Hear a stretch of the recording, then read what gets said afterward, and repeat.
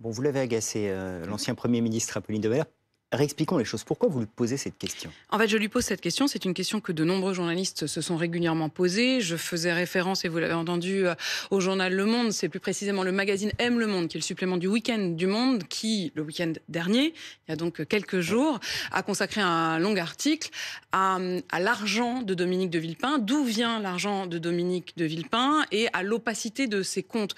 Avant le journal Le Monde, ça avait déjà été l'Obs qui s'était intéressé, ça a été le journal Libération qui, il y a quelques semaines, s'est intéressé aussi à la question de la rémunération de Dominique de Villepin. Pourquoi je pose cette question? Tout simplement parce que Dominique de Villepin lui-même a régulièrement parlé de la question de la domination de l'argent.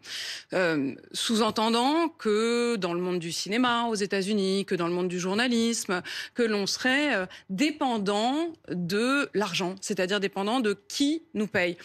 Au fond, je ne fais que demander de la transparence, c'est-à-dire avoir exactement la même réponse, c'est-à-dire qui vous paye Dominique de Villepin. Il monnaie un produit qui s'appelle de l'influence en droit international, de l'influence en affaires étrangères, comme il le dit d'ailleurs tout à fait lui-même, dans deux sociétés, l'une qui s'appelle Villepin International et l'autre qui s'appelle Villepin International Limited, qui elle est basée à Hong Kong. Villepin International, qui est basée en France, ne publie pas ses comptes par choix.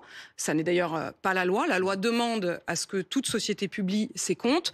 Dominique de Villepin préfère payer des amendes plutôt que de devoir publier ses comptes. La dernière fois que les comptes ont été publiés, c'est la dernière fois qu'il a accepté de publier ses comptes, c'était donc en 2008.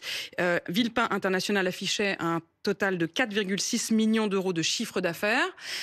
Et en effet, le journal Le Monde donc de ce week-end écrit cela, et je cite: « Quand on lui apporte ces dénégations, un ancien spécialiste français des renseignements intérieurs sourit et rappelle que Dominique de Villepin a déjà nié, il y a une dizaine d'années, travaillé pour la richissime famille saoudienne Bouchant, avant que les enquêteurs de l'Office central de lutte contre la corruption et les infractions financières et fiscales ne découvrent qu'il avait bien effectué quelques prestations de conseil pour la modique somme, c'est le journal qui l'écrit comme ça, pour la modique somme de 4,2 millions d'euros en 2 ans, 2008 à 2010, ce que d'ailleurs Dominique de Villepin a tout à fait affirmé ce matin. Moi, je veux juste savoir qui parle. C'est-à-dire qu'à partir du moment, et pour une raison aussi très simple, et ce que j'ai dit, donc tout est tout à fait transparent, je veux savoir si moi-même je fais partie du business plan de Dominique de Villepin. C'est-à-dire je veux savoir si le fait de s'exprimer, d'avoir aussi un impact sur nous tous, c'est-à-dire sur ceux à qui il parle, sur ceux qui les écoutent, fait partie de l'influence qu'il monnaie. Parce que si on veut avoir de l'influence, il faut être écouté, être entendu. Moi, je donne un micro à Dominique de Villepin, je ne veux pas le donner sans savoir à quoi je participe. C'est donc les questions que je lui ai posées. La question étant de savoir si sa parole est influencée par les clients qu'il a. Oui, et juste si vous me permettez, Philippe, puisque le business plan de Dominique de Villepin ce matin, c'était aussi de remettre en cause ou de décrédibiliser Apolline de Malherbe, mais finalement aussi BFM TV et RMC. On va prendre un exemple assez simple, c'est depuis le 7 octobre. Moi, il se trouve que je traite des affaires internationales et en particulier en ce moment de ce qui se passe depuis le 7 octobre en Israël et dans la bande de Gaza. Je n'ai pas besoin, parce que c'est de notoriété publique, de donner la nationalité du grand patron de BFM TV.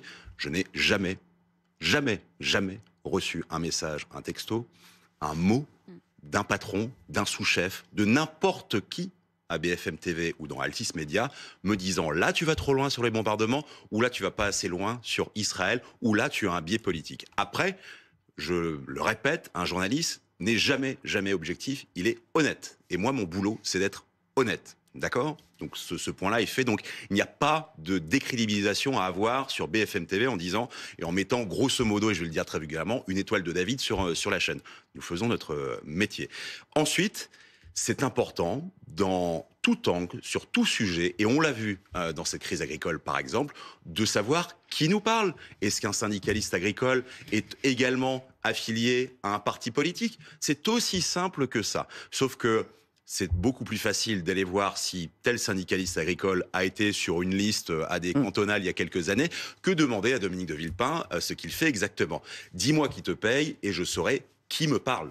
Et précisément, puisque vous parlez à l'instant de la question des syndicats agricoles, vous en souvenez peut-être, mais lorsque j'ai reçu Arnaud Rousseau, le patron de la FNSEA, et qu'on était dans ces questions de savoir qui négocie, où on négocie, la loi Egalim, est-elle respectée ou non, est-ce que l'on paye suffisamment bien les agriculteurs, Arnaud Rousseau a 2 casquettes, et moi j'ai trouvé important de le rappeler, toujours en direct et toujours avec un invité qui peut répondre, mais j'estime que notre rôle à nous est justement d'être honnête. Et j'ai posé la question à Arnaud Rousseau de savoir où est-ce qu'il négociait, lui, les prix de ses huiles, puisqu'il est également le président des huiles Le Sieur. Ça avait fait d'ailleurs autant parler, mais j'estime que c'est notre rôle de journaliste et ça montre notre liberté. Pour redonner le contexte, après les propos qui avaient pu surprendre Dominique de Villepin, justement le 7 octobre. Autour du 7 octobre. Les propos qui avaient été tenus aussi, je crois qu'il faut le redire, effectivement, on n'a pas tous en tête toutes les déclarations de Dominique de Villepin. C'est pas tant sur le 7 octobre, parce qu'il a les opinions internationales qu'il veut, c'était plutôt sur le plateau de nos confrères de Quotidien, chez lesquels il a eu des propos qui avaient pu à certains sembler ambigus sur la domination de l'argent, précisément dans le monde des médias et du cinéma aux États-Unis.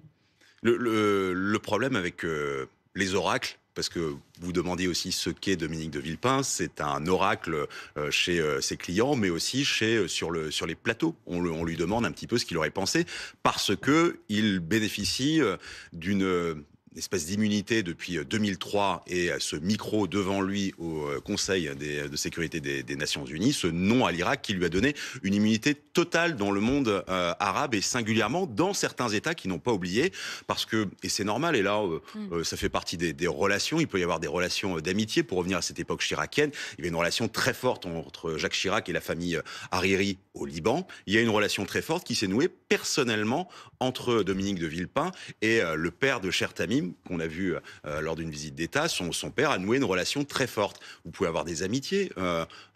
Jean-Yves Le Drian a un certain nombre d'amitiés dans le Moyen-Orient, mais il s'en sert pour la politique de la France, officiellement. Là où on sort peut-être pas de la légalité, Apolline l'a rappelé, il y a obligation de publier vos comptes. Si vous ne le faites pas, c'est 3 000 € d'amende. Vous avez entendu le chiffre d'affaires de Villepin International. Par rapport aux 4,6 millions d'euros de chiffre d'affaires, a priori, ça doit pouvoir se faire. Ça n'est pas très dissuasif. Mais l'égalité, moralité, et encore une fois, c'est juste une base, même pas du journalisme, mais la transparence qu'on doit aux téléspectateurs, qui est de savoir qui nous parle et d'avoir les biais, surtout en ce moment, en 2024, où vous avez peut-être l'impression que telle ou telle parole va vous rassurer, mais encore une fois, savoir qui me parle, est-ce que la personne en face est crédible et n'a pas quelque chose derrière la tête, encore une fois, c'est très très simple et il ne suffit pas d'aller aussi loin que le Qatar.